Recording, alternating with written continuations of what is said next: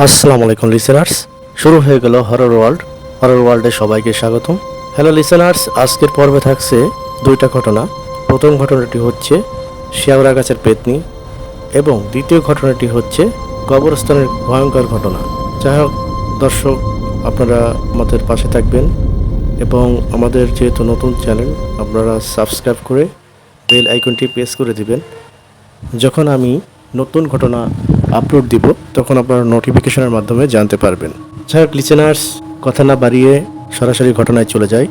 আজকের প্রথম ঘটনাটি থাকছে শেওড়া গাছের পেতনি। শুরু করা যাক ঘটনাটি ঘটে 2002 সালে।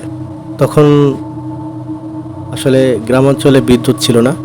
কয়েকটা শহরে বা থানা লেভেলে বিদ্যুৎ ছিল, কিন্তু ইউনিয়ন লেভেলে তখন বিদ্যুৎ ছিল না বললেই চলে।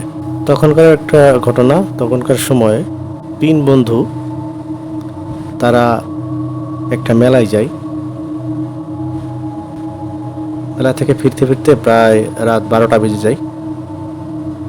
এর মধ্যে জীবন নামের যেই বন্ধু, সে বলছে যে আমাদের বাড়ি তো কাছেই আছে, তোরা আজকে আমাদের বাড়িতে থেকে যা, আমাদের বাড়ি পুরো ফাঁকা, মা বাবা মামা বাড়িতে গেছে।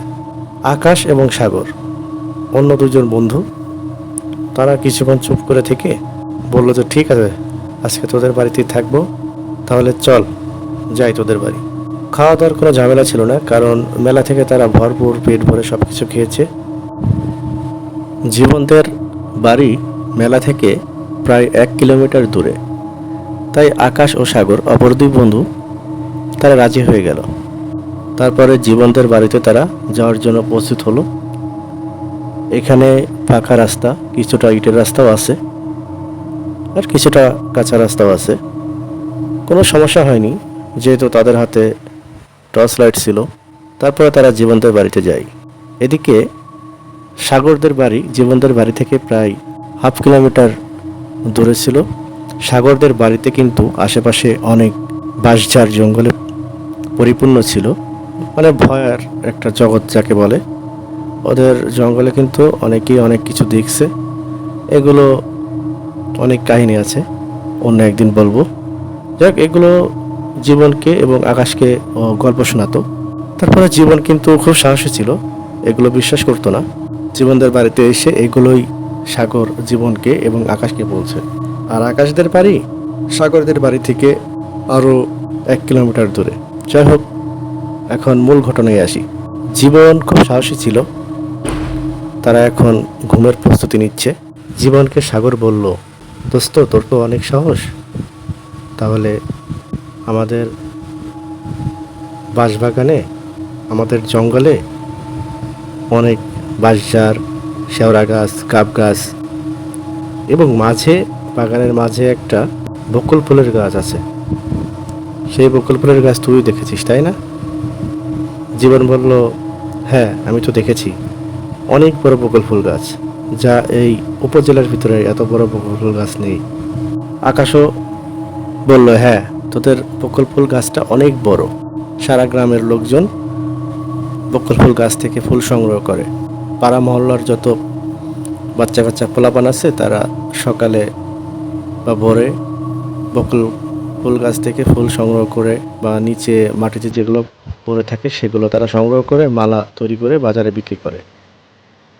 যাই হোক, রাত তখন 1টা বাজে।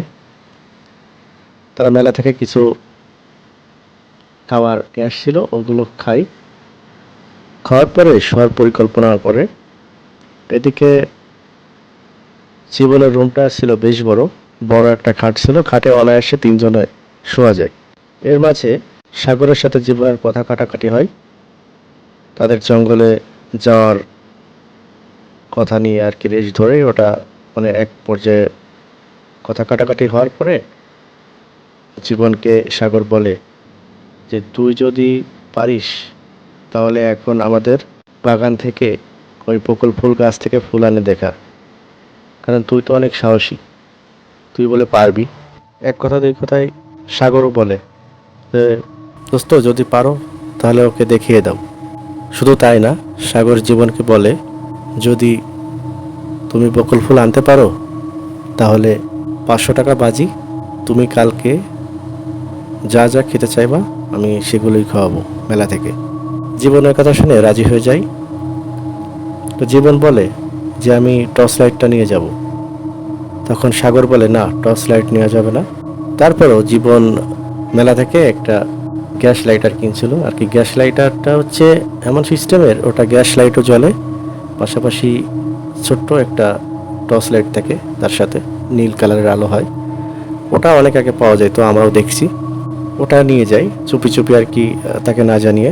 পরে সাগর এবং আকাশ জীবনদের বাড়িতে থাকে। জীবন রওনা দেয়।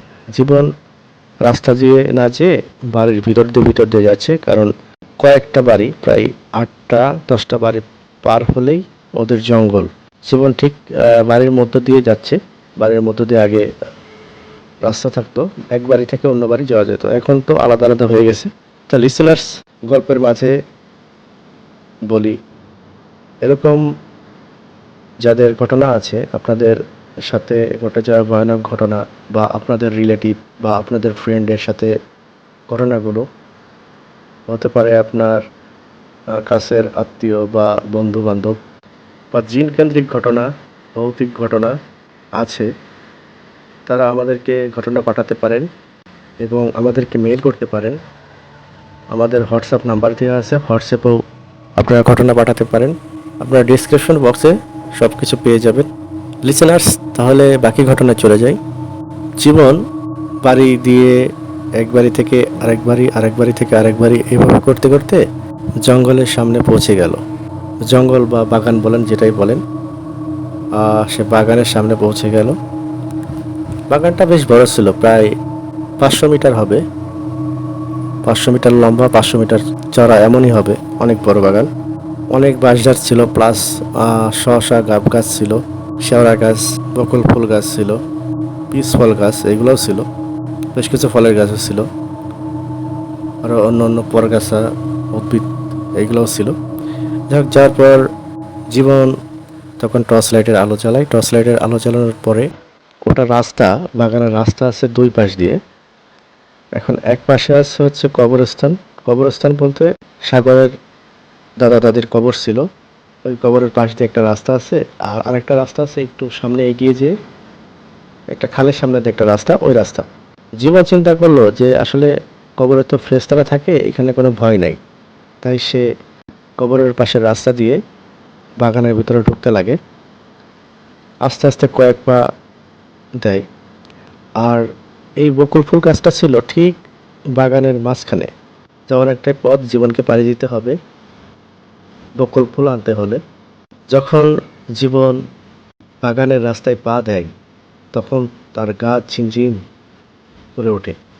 মনে হলো তার শরীর দিয়ে একটা শীতল হাওয়া বয়ে গেছে। জীবনের শরীর একটু কেঁপে উঠল। তারপরও সে সাহসী ছিল, এই জন্য কোনো ভয় পায়নি। সে দোয়া দরুদ পড়ে আস্তে আস্তে বাগানের ভিতর ঢুকে গেল। তার টর্চ লাইট তার সাথেই আছে। সে টর্চ লাইট, যদিও বা টর্চ লাইটের আলো কম হতো, ওটা gas light plus torch light, ওইভাবে সে যাচ্ছে। সে যেতে যেতে বকুল ফুল গাছটি খুঁজে পেল। বকুল ফুল গাছে রাতে তো আসলে নিচে অনেক ফুল পড়ে আছে, বকুল ফুলের ঘ্রাণ তার নাকে আসতেছে। জীবন তারপরও কিছু ফুল সংগ্রহ করলো। তাকে গাছে ওঠা লাগবে না, যেহেতু রাত, গাছে উঠতেও পারবে না। এই জন্য নিচে ঘাসের উপরে কিছু বকুল ফুল পড়েছিল, সেগুলো সে লাইট দিয়ে টর্চ মেরে দেখে ওগুলো সংগ্রহ করলো। জীবন তার প্যান্টের পকেটে বকুল ফুল রাখলো, আর কিছু উপকরণ সংগ্রহ করলো, যেমন একটা বাঁশ গাছের পাতা বা একটা গাব গাছের পাতা।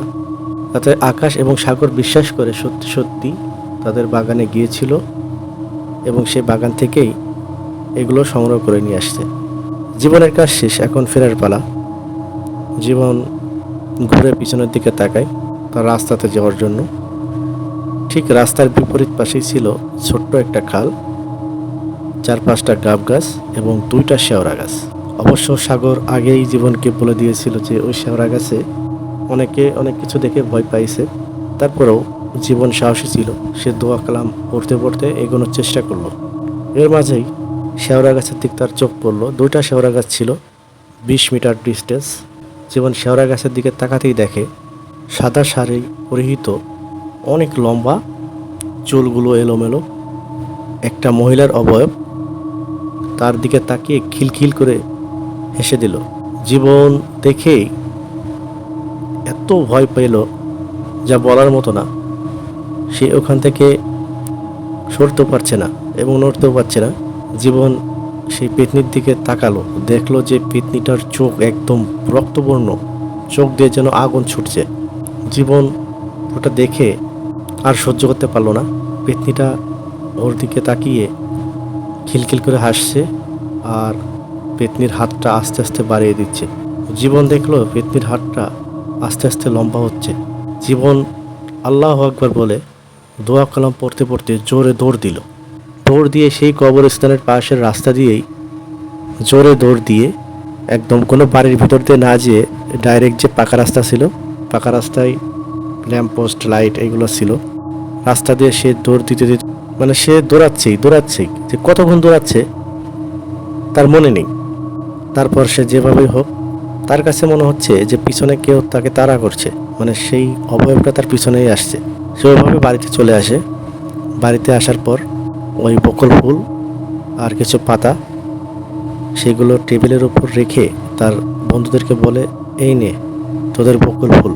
এই বলে জীবন খাটের উপরে জোরে ঠাস করে পড়ার সাথে সাথে সেন্সলেস হয়ে যায়। এদিকে ওই দুই বন্ধু তাড়াতাড়ি ঘর আটকিয়ে দেয়। জানালাগুলো আটকানো ছিল, তবে একটা জানালা খোলা ছিল। ওই বন্ধু দেখতে পারে যে জীবনের কোনো সেন্স নাই। জীবনকে অনেক ডাকাডাকি করে কি হয়েছে তার কাছ থেকে শোনার জন্য, কিন্তু আসলে জীবন তো সেন্সলেস বা অজ্ঞান হয়ে পড়ে আছে, সে কি বলবে। তাই জীবনকে তারা ঠিক মতো শুয়ে দেয়। শুয়ে দেওয়ার পরে আকাশ এবং সাগর একজন মাথার কাছে আর একজন পায়ের কাছে বসে থাকে। এদিকে একটা ঝড়ের মতো শুরু হয়ে যায়, চারিদিকে বাতাস, এবং জীবনদের বাড়িতে মনে হচ্ছে ঝড় তুফান শুরু হয়ে গেছে। অনেক বাতাস, গাছপালা মনে হয় ভেঙে যাবে। এদিকে জীবনদের ঘরের জানালা পাল্লায় পাল্লায় বাড়ি খাচ্ছে, মানে এক পাশের পাল্লা বন্ধ হচ্ছে আর এক পাশের পাল্লা খুলে যাচ্ছে। এরকম করতে করতে সাগর আর আকাশ খুব ভয়ে আছে আর কি। তারা খুব ভয় পাচ্ছে, জানালাও আটকাতে পারছে না। এরকম প্রায় 10 মিনিট পর তারা দোয়া দুরুদ পড়ে, সূরা কালাম পাঠ করার পরে একটু শান্ত হয়। তারপরে আকাশ এবং সাগর জানালাটি বন্ধ করে শুয়ে পড়ে, কিন্তু তাদের ঘুম আসছিল না। আর ওইদিকে জীবন তো সেন্সলেস হয়ে পড়েই আছে, মানে ঘুমিয়েই আছে। পরদিন সকালবেলা, তখন সকাল 9টা বাজে, জীবন ওঠে, তার ঘুম ভেঙে যায়। তখন ওঠার পরে দেখে যে আকাশ এবং সাগর জীবনের পার কাছে আর মাথার কাছে বসে আছে দুইজন। তখন জীবন বলে, কিরে তোদের কি হয়েছে, তোদের ফুল তো এনেই দিছি। তখন সাগর কাঁদো কাঁদো কণ্ঠে বলে, জীবন দোস্ত, তোকে পাঠিয়ে খুব ভুল করেছি। তোর আজকে জীবনের অনেক রিস্ক ছিল, আল্লাহ তাআলা তোকে বাঁচিয়েছে। যাক, এমন ভুল আর কখনো করব না, তুই আমাকে ক্ষমা করে দিস। সাগর এবং আকাশকে জীবন জড়িয়ে ধরে বলে, দোস্ত তেমন কিছু না, যাই হোক যেসব ঘটনা জীবনের সাথে ঘটেছে এগুলো সাগর এবং আকাশকে জীবন বলে। বলার পরে তারপর সাগর কিছুটা মন খারাপ করে, কান্নাকাটি করে। ওইদিকে আকাশও মন খারাপ করে। তারপর থেকেই ওই দিন জীবনের গায়ে জ্বর ছিল। সেদিন জ্বর আসে। জ্বর আসার পরে 3 দিন পার হয়ে যায়, তার জ্বর সারছে না, যেহেতু সে ভয় পেয়েছিল। তারপরে তাদের মসজিদ থেকে এক ইমামের কাছে সব ঘটনা বলে। ইমাম সাহেব জীবনকে পরা পানি দেয় এবং কিছু দোয়া কালাম পরে তাকে ঝাড়ফুঁক দেয়। তারপর থেকে জীবন সুস্থ হয়ে যায়। তারপর আর কোনো ঘটনা ঘটেনি। তো সেদিনের পর থেকে সাগরও খুব অ্যালার্ট হয়ে যায় যে ওদের বাড়ির কাছের জঙ্গলে অনেক কিছু আছে, এখনও আছে। তাই সাগর রাত হওয়ার আগেই তাদের বাড়িতে চলে যেত। তারপর থেকে সাগর আর কোনো দিন রাতে আড্ডা মারতো না, কারণ তার মনে অনেক ভয় ছিল। তো সো লিসেনার্স, এই ছিল ঘটনাটি ভালো লাগলে আপনারা অবশ্যই লাইক করবেন, কমেন্ট করবেন, সাবস্ক্রাইব করবেন এবং শেয়ার করবেন। আমাদের ঘটনা বেশি বেশি শেয়ার করবেন, কারণ এই সত্য ঘটনাগুলো যাদের সাথে ঘটে তারাই বোঝে। যাই হোক লিসেনার্স, আপনারা যদি ঘটনা পাঠাতে চান তাহলে আমাদের কাছে মেল করতে পারেন এবং হোয়াটসঅ্যাপ নাম্বার দেওয়া আছে, হোয়াটসঅ্যাপও করতে পারেন। আর আপনাদের সাথে ঘটে যাওয়া ঘটনা, আপনাদের বন্ধুদের সাথে ঘটে যাওয়া ঘটনা বা পরিচিত লোকজনের সাথে ঘটে যাওয়া ভয়ানক ঘটনা আপনারা যদি সংগ্রহ করতে পারেন তাহলে আমাদের মেইলে আজই পাঠিয়ে দিন। আমরা ঘটনাগুলো বাছাই করে আমাদের হরর ওয়ার্ল্ডে শোনাবো বা পোস্ট করব। আপনারা ভালো থাকবেন। আসসালামু আলাইকুম।